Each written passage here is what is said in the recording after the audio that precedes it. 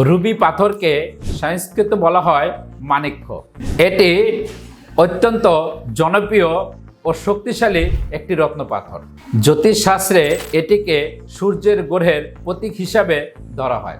এখন কথা হলো রুবি পাথর কেন ধারণ করবেন। প্রথমত, সূর্যের গ্রহের শক্তি বৃদ্ধির জন্য রুবি পাথর সূর্যের শক্তিকে সক্রিয় করে।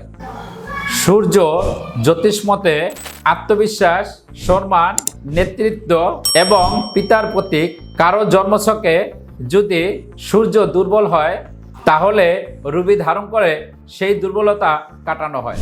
এরপর হলো নেতৃত্ব, পদোন্নতি ও সম্মানের জন্য। রুবি একটি রাজকীয় পাথর। এটি ক্ষমতা, আত্মমর্যাদা ও উচ্চ পদে যাওয়ার ইচ্ছে জাগিয়ে তোলে ও চোখের সমস্যা উপশমে এটি সহায়ক হতে পারে। মানসিক চাপ কমিয়ে হৃদয়ের শক্তি বৃদ্ধি করে।